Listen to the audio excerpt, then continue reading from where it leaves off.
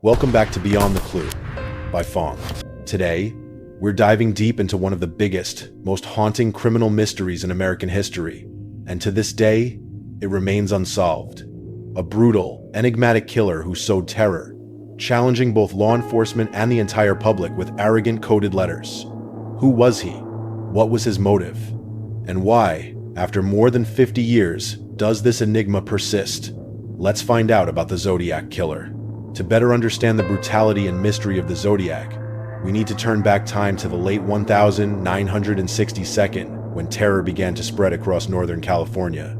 On the fateful night of the 20th of December, 1968, on the secluded Lake Herman Road in Vallejo, California, two teenagers, one 7-year-old David Faraday and one 6-year-old Betty Lou Jensen, were on their first date.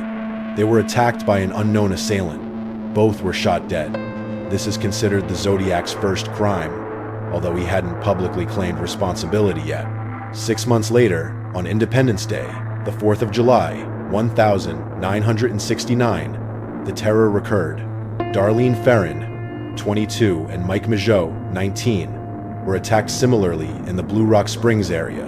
Ferrin died from her injuries. Mageau survived, but was severely wounded. Just 45 minutes after the attack, an anonymous call alerted the police to the crime, claiming to have killed Ferrin, Faraday, and Jensen. This was when the killer began to reveal himself, but not yet using the name Zodiac. And then, the killer's arrogance began to manifest. On the 31st of July, 1969, 3 nearly identical letters were sent to 3 different newspapers in California: the Vallejo Times, Herald, the San Francisco Chronicle, and the San Francisco Examiner. In the letters, the killer identified himself as Zodiac and demanded that the newspapers publish his coded messages, threatening to kill more people if they didn't comply. Accompanying the letters were 4 complex ciphers.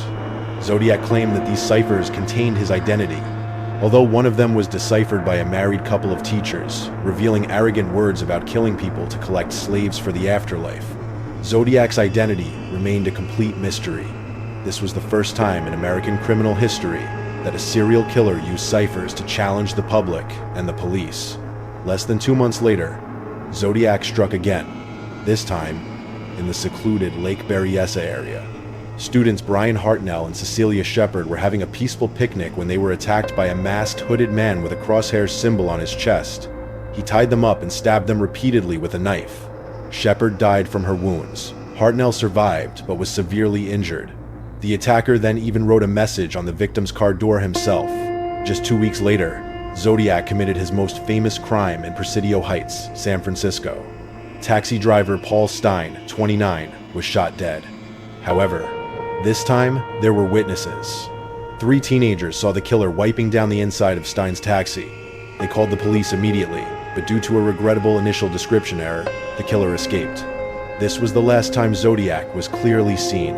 Immediately after the Paul Stein murder, Zodiac continued to send letters, including a blood-stained piece of Stein's shirt to prove his culpability.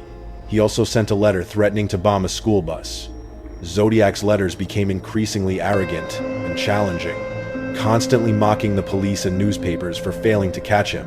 In the following years, Zodiac continued to send letters and postcards, sometimes simply threats or new riddles, but no further murders were clearly attributed to him. The last letter confirmed to be from Zodiac was sent in 1974. After that, Zodiac fell silent. The mystery remained, and the killer vanished without a trace. Despite numerous pieces of evidence such as letters, ciphers, witness testimonies, and even fingerprints, the investigation into the Zodiac Killer remained deadlocked. Police tirelessly pursued leads, but the killer was too cunning, or perhaps they missed something crucial. Hundreds of individuals were investigated, but no one had enough evidence to be charged. Many suspects were named, but the most prominent was Arthur Lee Allen. Allen had a history of child molestation, owned similar weapons, and even wore a watch with the Zodiac logo. His fingerprints were also nearly identical to those found on a Zodiac letter. He also had a habit of writing letters to his family using strange symbols. However, DNA and handwriting evidence did not match, and he always had alibis for some of the crimes, making Allen the biggest suspect but unchargeable. Beyond Arthur Lee Allen, there were a host of other suspects, from Richard Gaikowski, Lawrence Kane to Earl Van Best, Jr. Each had suspicious details, but none had enough convincing evidence. Some theories suggest that Zodiac could be multiple individuals, or that he stopped killing and simply enjoyed the intellectual game. There are even theories that Zodiac was actually a CIA agent, or someone involved with secret organizations. With the advent of the internet, the Zodiac Killer case attracted a large community of amateur sleuths and decoders. Thousands of people worldwide have independently analyzed the letters, evidence, and proposed new suspects. Yet, these efforts have not yielded any decisive breakthroughs. More recently, in 2020, the FBI confirmed a new Zodiac cipher, known as the 340 cipher, had been solved by an international team of experts, but it still did not reveal the killer's identity. The Zodiac Killer is more than just a criminal case. He has become a pop culture icon, appearing in countless films, books, and video games. His fear and mystery have ingrained themselves into the American psyche. He is a reminder that sometimes the darkest mysteries remain, forever unsolved. But behind the letters, the ciphers, the manhunts, are the innocent victims and their families who are still waiting for justice.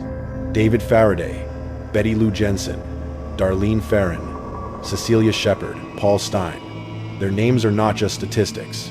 They are individuals who lost their lives brutally, and their passing remains a scar on history. Is the Zodiac Killer still alive? Will he ever be unmasked? Or will his identity forever remain one of the greatest mysteries of all time? Perhaps. It's the lack of a definitive answer that has turned Zodiac into a terrifying legend, a figure haunting the public's imagination for over half a century. What are your thoughts on the Zodiac Killer? Who do you think is the most suspicious person? Or will this case forever remain a mystery? Share your thoughts in the comments below. Thank you for watching Beyond the Clue. Bye.